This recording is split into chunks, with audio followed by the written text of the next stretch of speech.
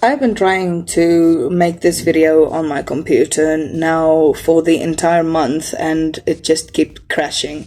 So I am going to do it like this instead on the phone. So you guys have to excuse me for the bad lighting. I live in the garage now because I have a lot of furniture and it just doesn't fit in the rooms that my sister and them moved back, so they're taking over the rooms in the house. I'm like, okay, no problem. I have a lot of furniture. The garage is empty. I'm gonna transform this place into a flat, so stay tuned for those videos. But yeah, as for the theory video that you guys probably clicked this video for to watch, it's a theory video about Five Nights at Freddy's Pizzeria Simulator. And oh boy, there's a lot of things that I can get into, and I did get into it in the original video. Do not fail on me now, please, light.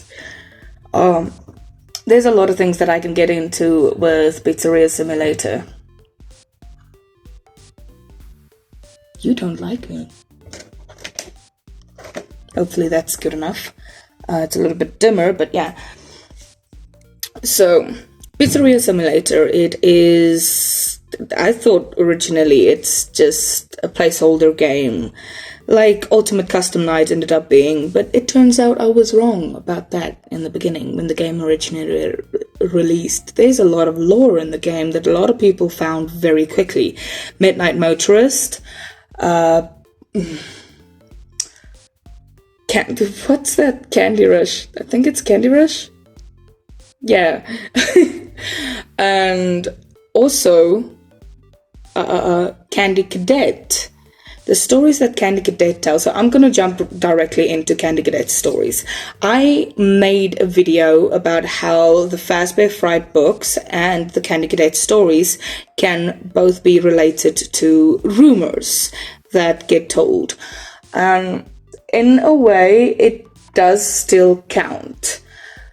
We all know that Freddy's can be very vague on some details, and it is all left to interpretations. So yeah, the Fazbear lore is literally a double-sided coin. Fast coin, to be precise.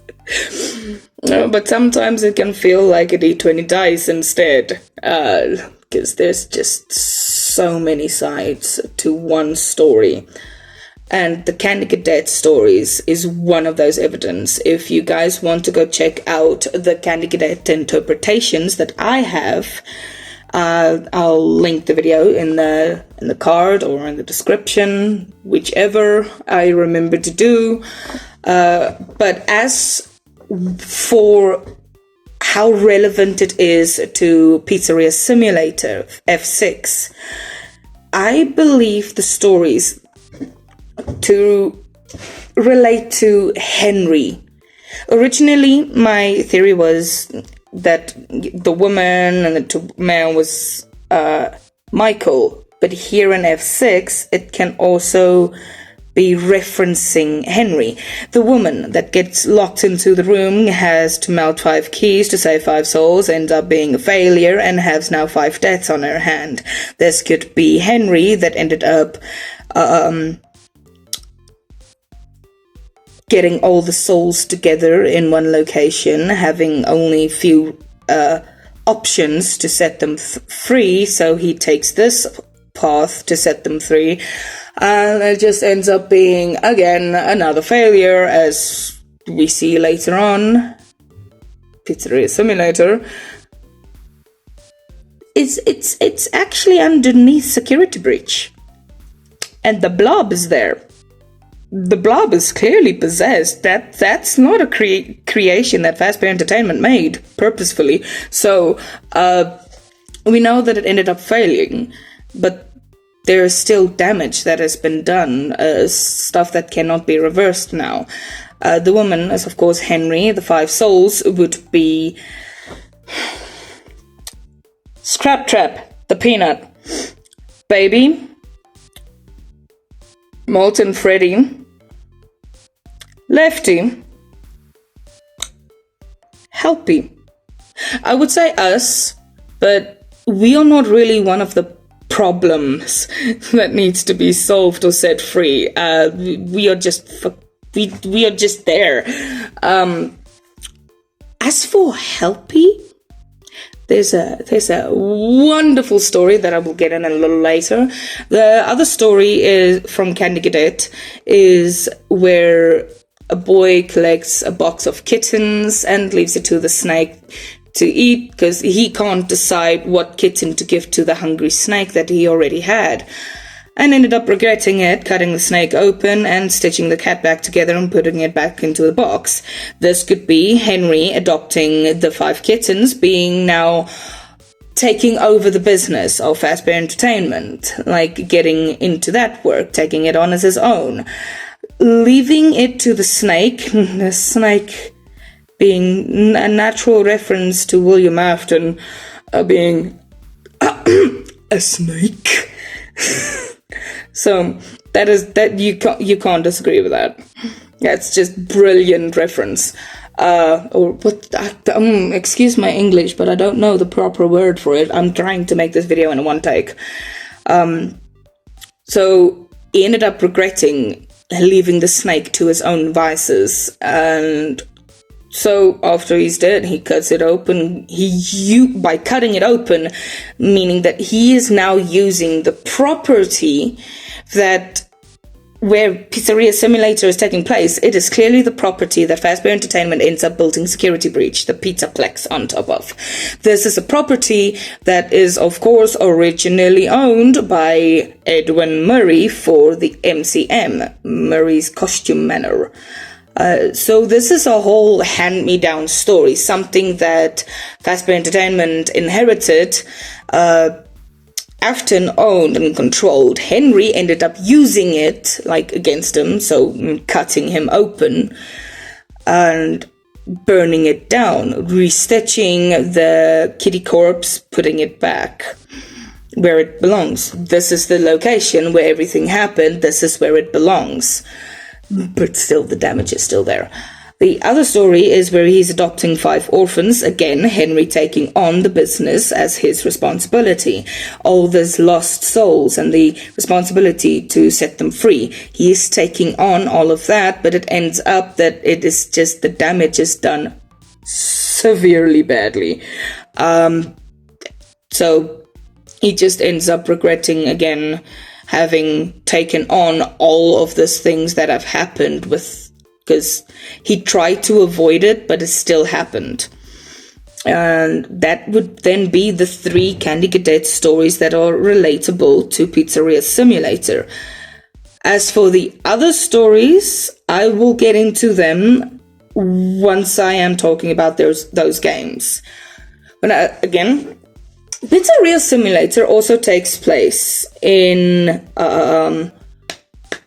Georgia. What? No. When we get a court order, we get a location, Washington, Utah. Washington County, Utah. Washington County. I'm not American, by the way, if you guys couldn't already tell. So this, I never knew this. I learned something new doing the research for this. Washington, County, Utah, is right next to Hurricane. Hurricane, what we learned from the original trilogy books, is where the trilogy books takes place. In Hurricane, and some of the Fazbear Frights books take place there as well. So finding out that this location is so close to Hurricane, it kind of makes sense, because as far as I remember, I would make a wonderful little edit here if I'm wrong. As far as I remember in the trilogy books, the mole location is right outside of Hurricane. So having it in Washington County, Utah, everything just starts to fall into place. And it's just perfect. Having this little detail on where Pizzeria Simulator is taking place It also now tells us where security breach is taking place and where MCM is taking place, giving us a literal location that Scott intentionally put into the game. So this is not maybe this is it is. I love that. Scott, thank you. Makes it a little bit easier to pin down things. I've also noticed that there's a very big lake near Hurricane. I'll get in. That's just a quick observation, but yeah. Keeping things realistic. I like that. What's next? Oh yeah. As for the animatronics, Molten Freddy is an amalgamation of the F5 sister locations animatronics that ended up being merged. We know they kicked out Baby because they did not have the same intentions. Baby was very, I'm gonna make you proud, Daddy. I did not think before that came out of my mouth, but okay. Baby is very obsessed in making her father proud. So Baby is separate.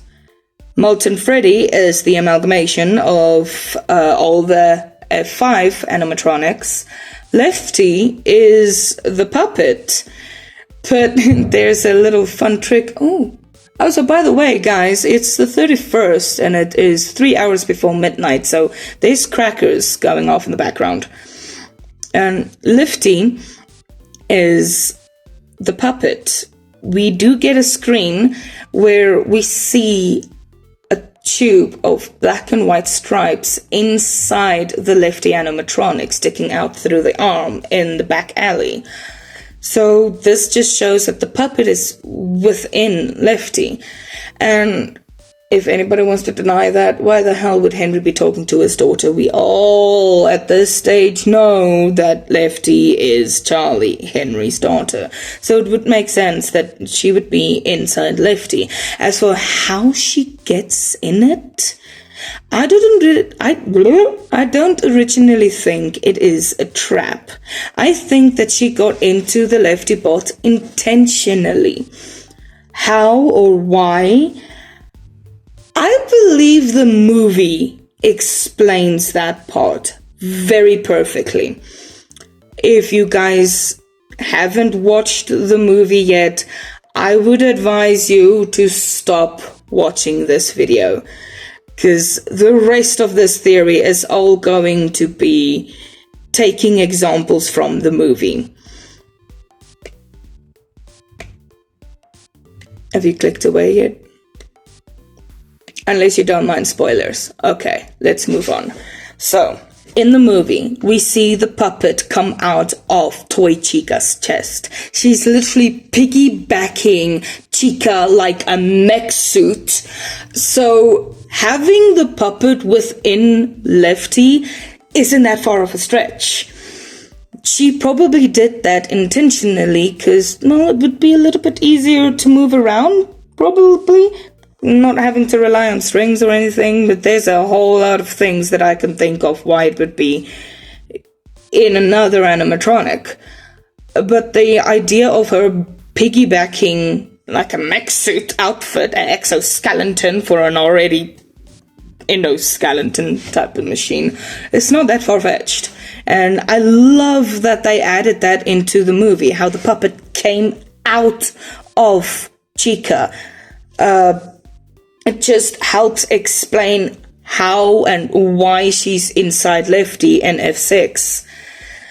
And oh yeah, before I forget, William Afton is the other animatronic that we need to fight. William Afton, the Peanut, Scrap Trap, whatever name you want to give him, I like calling him the Peanut. Because, look, the only reason why his head looks so grotesquely hilarious, Scott admitted that he is very bad at modeling human anatomy, so that's already not important, but the fact that he is William Afton, that's important. his multiple 100 centipede type teeth is back at point. So in the movie we also learn that the toy animatronics is not possessed. Well, not individually. It is the puppet that fully controls them. That can explain how there is no representation of the toy animatronics in any other game. We don't see remnants of their suits in Security Breach. We see only their body parts, like the casings inside a box in F3, but F3 again is fair to be a game inside a game, so it's not very that much reliable, but still, the fact that they are not spirits haunting the player, and they are simply just casings inside a box, it gets explained by they were never possessed, they were just being controlled by one singular soul. And what animatronic do we end up seeing in F3 that has a literal reflection puppet? We see the puppet in the hallway. There's a reflection of her on the ground, so she is a physical, literal thing in the game. But the toy animatronics is not. The phantom animatronics, they don't have reflections. They just, not what I could have seen at least, or found. So, yeah. Phantoms are literally just that, phantoms. Puppet, however, is real. She comes from the F2 location, or game. But the toys are gone. The Wizards, well, some of them are there, some of them are not. The Wizards, again, I believe to be partially possessed. There is a little complication with that one, because in the movie it says that they are just the prototypes. They will use the spare parts and whatever, but that's where it gets interesting. Spare parts. Spare parts for what exactly? Let us get back to the movie. When Vanessa goes into that little mind dream nightmare thing of hers, she is a kid and she's running away from her father. And now she's in her father's office, lab, whatever, workshop, that's the word, English. And she's hiding away behind clothes and stuff, and there you see it. It's very brief, very short, very quickly. It blew my freaking mind when I saw this. Vanessa was a child, and now we need to remember, when she was a child, the film literally starts off with her as a child. And she looks a little bit older than what she would be in this flashback nightmare scene. And in the very start of the film, we see her in the F2 location with Charlie before everything happened. And this just solidifies the fact that, okay, when she was younger, she most definitely, F2 location was open. How the hell is Baby then there in Afton's office or workshop? This just solidifies a theory that I already had, is that sister location or pizzaria or the bunker was already a thing way before or during F2's time period. So having this scene in the movie take place with Vanessa as a child, that child also being a child when F2 was open, now seeing this, but it merges the timelines perfectly, and I love that. Thank you, Scott, that was brilliant. Then we come to the behind the scenes. And now this moves on to Helpy. In the behind the scenes stuff, Razbowski and Dorko did a tour of the sets, and I watched their videos, and they are humanoid endoskeletons, masks and machinery that looks strangely human, but not adult human, childlike human. Now this also links back up to sister location. If all of these parts were found in the F2 location already, where things would be built and wada. Now, having baby available there as well, this means that the sister location animatronics that we see in F5, the little child masks there in the control room, it looks very similar to the sets that we get, like size-wise and how they would function. Looks very similar to what we see in the behind-the-scenes set, what Doko and Raspuski recorded. And it's posted. You guys can go check it out if you guys don't believe me, but I just found this detail extremely amazing. And thank you for that, because, oh boy, the crying child was a robot. I don't think Gregory is a robot. Gregory, I believe, is a human. A perfectly fine human. Why he would act like a robot? Again, we can go back to the movie. In the end, the puppet takes over Vanessa. Her eyes change. It's mind control. Ooh, this series is just going from sci-fi to haunted, sci-fi to haunted, sci-fi to haunted. As Scott said, he likes to lean a lot more sci-fi or technology being possessed. So all of this kind of would make sense. But getting back to the crying child and those masks, what I believe happened, and this would now go back to Secret of the Mimic, I believe the ending in David's room to be the one that actually happened. Why? I will get back, I will get into that in its own video, how it makes more sense. But for now, I believe the David room ending to be the real ending. Afton ended up getting the mimic bot, try to use it for himself, disguise it, train it, learn from it, introduce it to everyone as his child. And now this bot that is learning, mimicking things, it would make sense to have it as a child and not some super advanced metal slinky machine that is walking around. That would creep people out very quickly, and probably others would try to steal the technology, like William stole the technology from Edwin, so he tried to prevent other people from doing what he already did.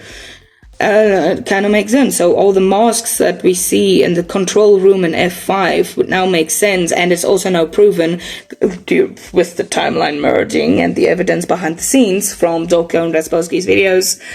The masks showing humanoid small figures, not human-size adult robots, that they look like they are fitting for a child. And now with the damage that ended up occurring to crying child, William just couldn't have the child walking around all spick and span like nothing ever happened. That would be raising a lot of concerns, considering that most likely happened in front of a lot of people that could see and question it. So he ended up just saying that the kid died and created a whole new body that can end up taking a lot more dinks and dents. Ta-da! Helpy. Woo! So, that's why Helpy is there. Helpy is weird. Afton probably ended up using Helpy as like a training device, and I do think that is the case, that Fazbear Entertainment did inherit or start doing that as well with the Helpy program. But there's still a lot of things that I need to work out there. So, Helpy, the way he looks, the little pink, white, or is it purple bear that we see, is only, especially in the Vanny mask, is the avatar of the new mimic. It's an avatar that he uses. It's not his actual permanent appearance. It's just an avatar that he uses because the mimic, well, he doesn't really have anything of his own, because he is literally mimicking everything else except himself. So That's why I believe that Helpy, Peanut, Baby, Lefty, and Molten Freddy are the animatronics that are the 5 animatronics, the 5 keys, the 5 cats, and the 5 kids. Again, no? Keys, snakes, and kids. So, from the stories that we heard from Candy Cadet. As for everything else that takes place in Pizzeria Simulator, it's not a game. No, it is a game. But it's a game based on reality, just like the original 5 games are. So there would technically be 6 games then, but I don't think that Pizzeria Simulator is directly a Fazbear Entertainment created game. Because as we read in the books, the kids do talk about Pizzeria Simulator being an actual game they could play. And now the reason why I think this would be the case, it could be because of someone that also owned a Fazbear location.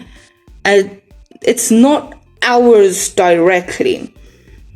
Or it could be. But the whole stories of Fazbear and haunted animatronics and all that, creating it into a game to retell the story, it makes sense. But it's not a direct Fazbear-owned game then. That's why it only appears as a game in the Fazbear lore in the books. But as I also said in the original Candy Cadet and the Fazbear Frights books, stories, how they correlate with each other, the books are created due to rumors being spread. And now that is where I want to leave this video off with, is a very lost theory being confirmed by the movie. I love this. As we learn, Abby ended up telling a lot of people what happened with them. Word of mouth stories, rumors start to spread, stories go beyond. It's like, whoa, murderous animatronics, let's have a festival. Guess what? Everybody is now interested in all of these murderous animatronics, dressing up as them, selling more merchandise. The place is all closed down, but it's still active in everybody's heads. The story is still continuing. The rumors, it's being continuously told over and over again, like the books, the games. It would make sense that word of mouth in the movie as it happens. So why wouldn't they create books, games, and just have festivals like the Fast Fest that they ended up having in the movie? It's just confirming the fact that everything was told. Stories were relayed to friends, to family. The news of the events that took place, ended up spreading far and wide, and hell, Fazbear Entertainment coined that and created these books. Well, Fazbear Frights originally created it. Fazbear Entertainment later on just took control of it later on. That's a whole thing. I don't believe Fazbear Entertainment to be the ones that owned Fazbear Frights. Fazbear Frights, I believe, to be individuals that ended up trying to make this, and Fazbear Entertainment just ended up coining everything that they made. So yeah, I just love how the movie ended up confirming so many things, not just about the first 5 games, but now Pizzeria Simulator as well. Why specific animatronics are not there. Oh, before I forget, the withered animatronics, they were used for spare parts. Spare parts? What? Why? What spare parts? For who? What animatronics? Not the toy animatronics. No. Funtime animatronics. That's why the Funtime animatronics are possessed. And the wizards are partially possessed, hunting us as phantoms in F3, because well, it's a lot easier to transfer remnant than agony. The agony is still stuck inside the withered animatronics, therefore their spirits are still there, that they are also part of Molten Freddy. That is what I believe happened. Now, I do know Molten Freddy is a lot more than just the withered spirits. So, but either way, the DCI and the MCI did happen. And I believe there was a lot more than just those 10 kids. So, with that said, I hope you guys enjoyed this. I tried. My computer kept crashing. It didn't want to edit anything. I think it's dying. I don't know what's happening. So I'm going to need to be making the rest of my videos all on my phone. So I apologize for the bad quality and for me looking very tired. It's nighttime.